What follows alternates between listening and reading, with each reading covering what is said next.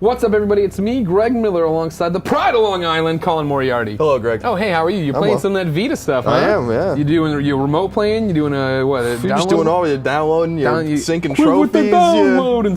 Speaking, Greg, way of the downloads. Last of Us DLC has been announced, Colin. Finally, the single-player story we've been waiting for. The Last of Us Left Behind. Doesn't say that there on the screen. No, this isn't going to change. And he's not in it. Nope. It's just Ellie. It should say Left Behind, and then be a picture of Riley. Right. Of course, Ellie's best friend, they call her. We know her from American Dreams, Last of Us American Dreams, the Dark Horse comic book 4-issue series that was out. And then she gets referenced a few times inside The Last of Us. Now, correct me if I'm wrong, but you took the time to kind of catch up on this. I'm a big fan of the literature. Yeah. So yes, this weekend I did in fact read Last of Us American Dreams. Never had time to get to it before because Dark Horse for some reason won't get on the Comixology app. Decides to have its own, which is kind of annoying. But I read it, really enjoyed it. It was really good. It wasn't what I was expecting, right? In The Last of Us, the game, spoiler alert, we know that when Ellie gets chomped, so does Riley. And they make the agreement that they're going to turn together, but Ellie never does, Riley does. I thought that's what the comic book was going to be about, but the comic book's really just them meeting for the first time, Ellie being the new kid, Ellie, meeting the Fireflies for the first time, and then them going back basically to their little containment area, right, where this is where life is going to be, nothing's going to change, but they form that bond, that friendship that I imagine Left Behind is going to touch on now. Yeah, what I'm most interested in is that we know we're going to play as Ellie, which is very exciting. Yeah, you played as Ellie. Yeah. Spoilers, I don't know why you'd even care about this if you didn't beat the game, but I'm going to get around to beating The Last of Us, so I guess I'll check this. You play one of the great surprises in The Last of Us is you get to play as Ellie, right. And that's really one of the most thoughtful and poignant parts of the game, I think, when you take control of her in the snow and all that kind of stuff.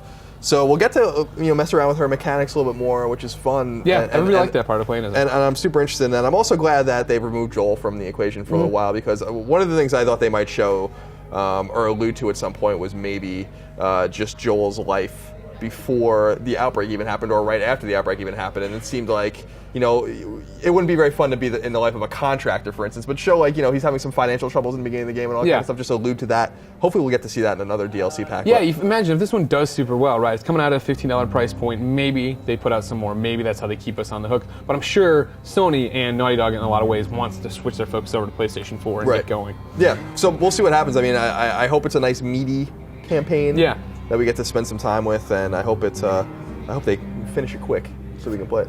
Final question for you. Of course, this is coming out in 2014, yada, yada, yada, yada. Do you think that Sony kind of shot Naughty Dog in the foot on this one? How many gamers do you think traded in their PS3s and their copy of The Last of Us to get a PS4 and now they can't access this? Maybe. I'd like to think not many people did that, although I'm sure more than I thought did that, because there's still games to play on PS3. I mean, even Gran Turismo's coming out on PS3, and there's some cool, RPGs and some big games like a Castlevania coming out next year on PS3, but that might be a problem. I mean, I wouldn't, necessarily be surprised if this had a pretty significant drop-off, but at the same time, the consoles are not backwards compatible. I mean, the biggest concern I have is I turned on my PS3 this weekend just to sync my sound shape trophies. Yeah.